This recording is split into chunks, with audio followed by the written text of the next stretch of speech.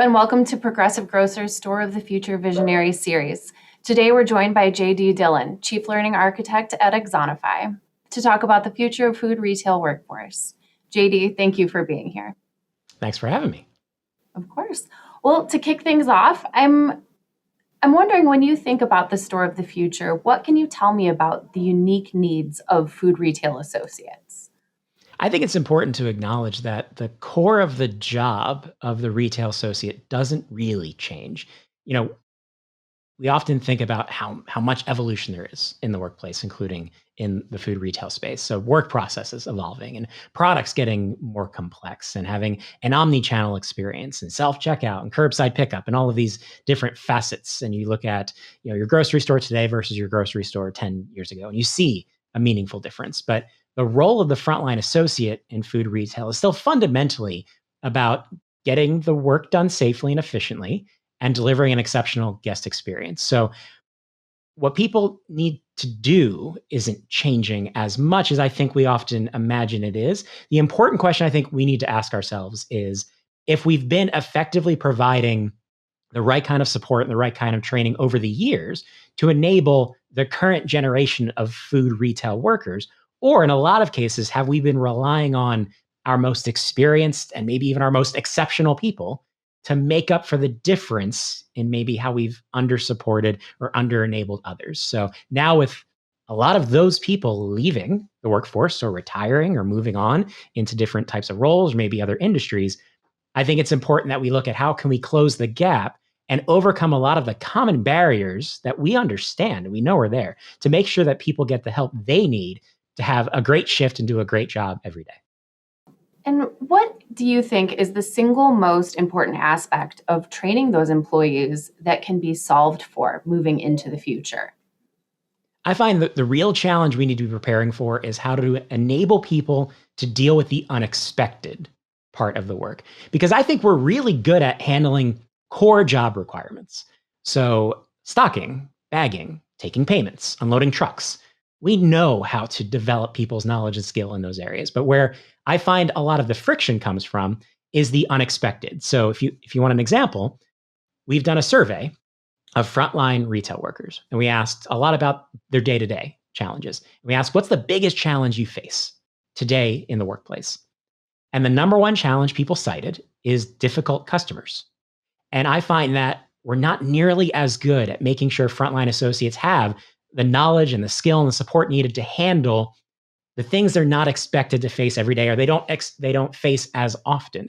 And this requires going beyond the basics, kind of the foundational types of training that we provide during onboarding and new hire, or when someone transfers between departments, to make sure people are constantly expanding their knowledge and practicing what they learn so they remember what they need in the moments that really matter for when those unexpected moments happen. And what tools do you think will be most important for fostering both feedback and engagement among employees when looking at that training?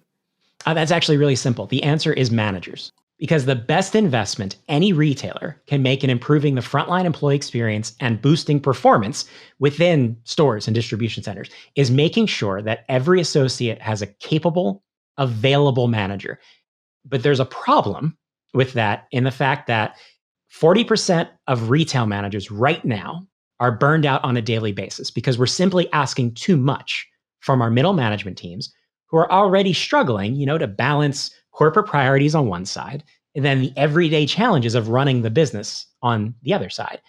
And I believe we need to take a hard look at the manager role. So that's everything from what we're asking people to do, how managers are selected, how they're trained, how they're measured, how they're compensated, to make sure that they have the support they need to properly take care of their teams and run their business.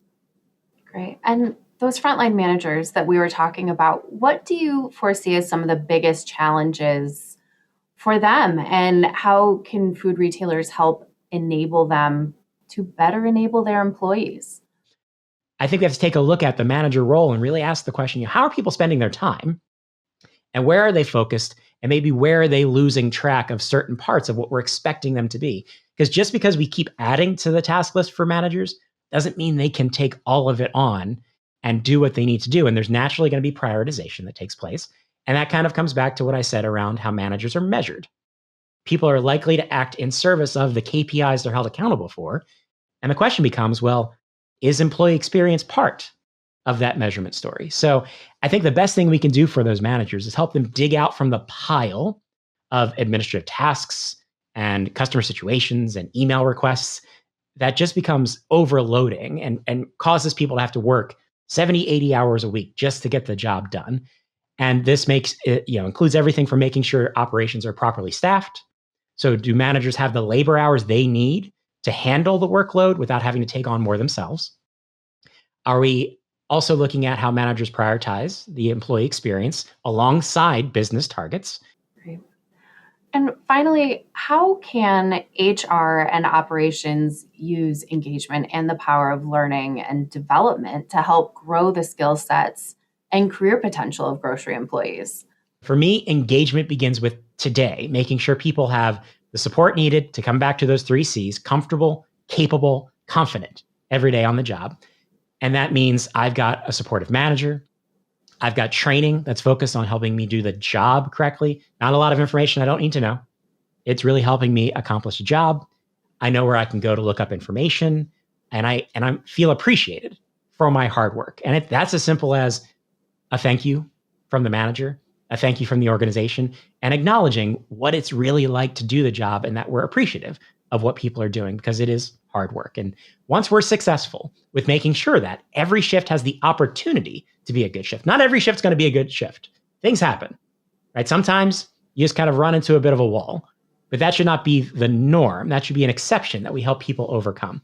Then we can start thinking about, well, how do we foster a great tomorrow? That opportunity that fits and kind of meets the unique needs and interests of each member of our frontline team, because there's a variety of reasons people work on your front line. Some people are looking to build a career. And they think this might be an interesting path. They want to become a key holder, the assistant manager, department manager, whatnot. And some people are here because it's a part-time job to pay for school. And some people just need the paycheck because they need to take care of their family. And all of that is great. So that's why I think it's important for us to be able to highlight what opportunities exist and what they mean for different personas and different people, and not assume everyone is looking for a career path. JD, thank you so much for your insights and thank you for joining us. My pleasure. Thanks, everybody, for everything you do for your frontline teams.